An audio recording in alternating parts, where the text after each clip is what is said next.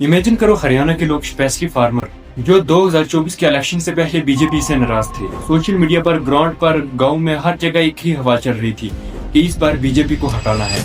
लेकिन जब इलेक्शन के रिजल्ट आए तो सब लोग शॉक थे। जिस पार्टी के लिए ये लग रहा था कि ये हार जाएगी, वही जीत जाती। जिस पार्टी पर फार्मर और स्टूडेंट दोनों गुस्सा थे, वो 47 सीट्स ले आई। और तब शुरू हुआ इंडिया का सबसे बड़ा पॉलिटिकल स्ट्रॉम, हरियाणा फाइल्स, या फिर राहुल गांधी के वर्ड्स में कह सकते हैं हाइड्रोजन बम। सिस्टम उड़ा दिया है, चोरी हो रही है।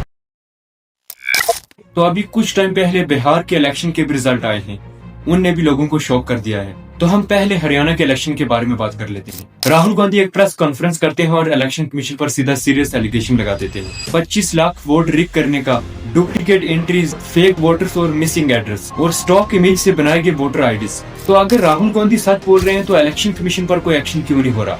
तो अगर इलेक्शन कमीशन सच बोल रही है तो राहुल गांधी पर कोई एक्शन क्यों नहीं हो रहा?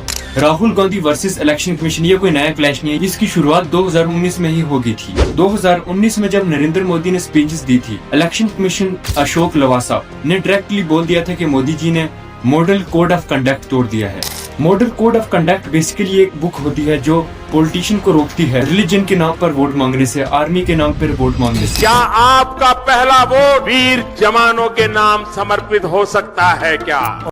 ये तो इंडिया में अब आम हो गया है रिलीजन के नाम पर वोट लेना। हर बार जब भी बीजेपी किसी इलेक्शन में खड़ी होती है तो बस रिलीजन के नाम पर ही वोट लेती है। अशोक लवासा ने बोला कि मोदी जी ने आर्मी और रिलीजन दोनों का वोट मांगने में इस्तेमाल किया है। और जब उन्होंने मीटिंग में एक्शन लेने की बात की, तब इलेक्शन कमीशन के बाकी कमिश्नर उससे अपोज कर दिए। और जैसे ही उन्होंने ऑब्जेक्शन रखा, उनके घर पर इनकम टैक्स की रेड पड़ गई। अशोक लवासा पर इतना प्रेशर पड़ गया कि उन्होंने रिजाइन दे दिया। रिजाइनेशन में उन्होंने लिखा, this is price of my honesty. तभी से कांग्रेस का ये क्लेम है कि इलेक्शन कमीशन कॉम्प्रोमाइज्ड हो चुका है। लेकिन 2024 के इलेक्शन में एक्चुअली में हरियाणा में हुआ क्या? हरियाणा में टोटल 2 करोड़ रजिस्टर्ड वोटर हैं और राहुल गांधी के ये एलिगेशन थे कि 25 lakh vote fake, rig, duplicate और मिसिंग एड्रेस वाले थे। यानी हर 8 में से एक वोटर सस्पिशियस। राहुल गांधी के मुताबिक कांग्रेस एग्जिट पोल में क्लियरली जीत रही थी और बाहर में भी पब्लिक का काफी सपोर्ट था। बट एक्चुअल रिजल्ट में सिर्फ 37 सीट मिली और बीजेपी ने 47 सीट्स ले ली। मार्जिन था सिर्फ 22,000 वोट्स का। राहुल गांधी का कहना कि अगर ये 25 लाख वोट फेक न होते तो हम लाखों वोट से जीत रहे थे। इसके बाद एक ट्विस्ट आता है कहानी में। एक ब्राजीलियन मॉडल का फोटो 22 वोटर आईडीज में यूज किया गया था। एक ब्राजीलियन मॉडल है लैरिसा नाम से। इन्होंने एक स्टॉक इमेज फोटो उठाया और उसी को ही 10 पोलिंग बूथ पर यूज किया इन्होंने वोट कास्ट करने के लिए। और अगर इनके खिलाफ कोई बंदा बोलता है तो उसको ये बोलते हैं कि ये देशद्रोही है। ये कैसे बोल सकता है? हमारे तो यहाँ सब फेयर इलेक्शन हो रहे हैं बिल्कुल। तो जब इनसे प्रूफ मांगे जाए तो ये प्रूफ भी नहीं देते। सबसे पहला एलिगेशन था जो राहुल गांधी का कहना है कि जो हाउस नंबर 0 है ये सब वोटर फेक हैं।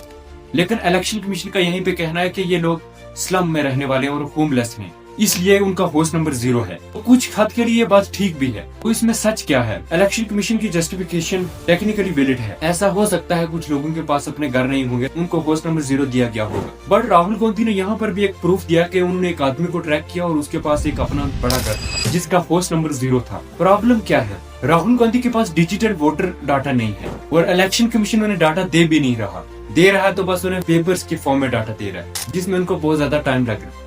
इसलिए वो प्रूव नहीं कर सकते ये हाउस नंबर 0 वाले वोटर्स फेक हैं। दूसरा एलिगेशन लगाया गया है 5,21,000 वोटर हैं जो इनकी फेक एंट्रीज।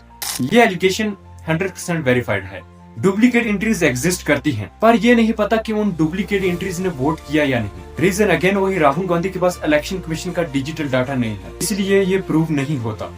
एलिगेशन नंबर 3 लगाया गया था कि एक ही घर में 100 वोटर रजिस्टर हैं, मतलब एक ही एड्रेस पर 100 वोटर रजिस्टर हैं।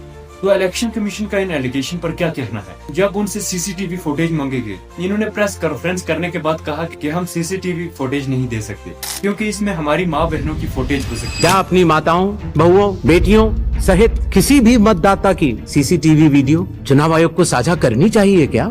मतलब ये कुछ सेंस बनता है इस बात का? This was honestly a very weak explanation. जहाँ देश में हर जगह सीसीटीवी लगे हुए हैं, दुकानों पर, मॉल्स पर, पुलिस स्टेशन में, हर जगह सीसीटीवी होते ही होते हैं, ऑफिस में, ये एक बहुत कन्वीनियंट एक्सक्यूज लगता है। तो अगर इलेक्शन कमीशन सच्चा है तो इन्होंने सीसीटीवी फुटेज डिस्ट्रॉय क्यों कर दी है? डिजिटल वोटर लिस्ट क्यों नहीं दे रहे? अभी अभी बिहार में भी इलेक्शन हुए हैं, उनको भी थोड़ा देख लेते। हरियाणा कंट्रोवर्सी चल ही रही थी तो बिहार में भी एक केस सामने आ जाता है। एक वोटर्स का क्लिप वायरल हुआ था कि उनका कहना था कि जब हम वोट देने गए तो उनको बोला गया कि आपका वोट पहले से ही पड़ चुका है। गिराने नहीं दिया, बोला ये आपका वोट गिर गया। तो हम बोले कैसे वोट गिर गया भाई? हाँ हम तो वोट गिराबे नहीं किए हैं। कभी वोट कटा है? हाँ हमारो कट गया, सब कम की कट गया। और अभी बिहार में लोगों को पैसा दिया गया है, 10-10 हजार रुपए दिए गए हैं महिलाओं को कि वोट हमें दो। अब ये नहीं मैं कह रहा हूँ कि उन्होंने पैसा दे के कुछ गलत किया है, अच्छा काम किया, लेकिन उनका कहना यही था कि अगर हम इस बार इलेक्शन में जीत जाते हैं तो हम 2-2 लाख रुपए देंगे। मतलब ये सीधा लोगों को एक ब्राइबरी देना हुआ। ऐसा कहीं भी नहीं लिखा हुआ कि कोई भी लोगों को पैसा दे के अपने वोट ले सकता है, ये कि लीगल काम है।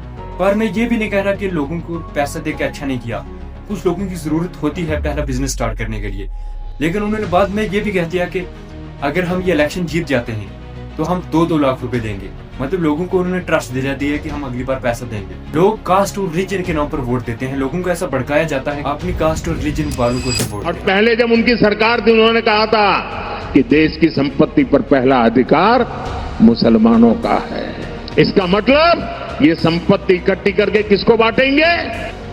जिनके ज्यादा बच्चे हैं उनको बांटेंगे। मिताली ठाकुर जैसे कैंडिडेट बिना पॉलिटिक्स नॉलेज के भी जीत रहे हैं। ब्लूप्रिंट क्या है? ब्लूप्रिंट में आपको कैमरे पे अभी कैसे बताऊं, ये तो बहुत ही निजी चीज है और मैं इस पे प्लान कर रही हूँ। ब्लूप्रिंट कैमरे पे कैसे बताऊं, ये एक निजी चीज है। सो गाइस फाइनली बीजेपी ने लॉन्च कर दिया है अपनी एक छोटी कंगना रनावत। जब दीदी से पूछा गया कि आपका ब्लूप्रिंट क्या है, रोड मैप क्या है, आप जनता के लिए कैसे काम करोगी, क्या काम करोगी, तो दीदी ने कहा कि ये निजी चीज है, इसको कैमरे पे कैसे बताऊं। अरे दीदी, ब्लूप्रिंट लोगों को बताने के लिए ही होता है, लोगों को समझाने के लिए होता है कि हम तुम्हारे लिए ये काम करेंगे, ऐसे काम करेंगे। ब्लूप्रिंट और ब्लू फिल्म दोनों अलग होती है।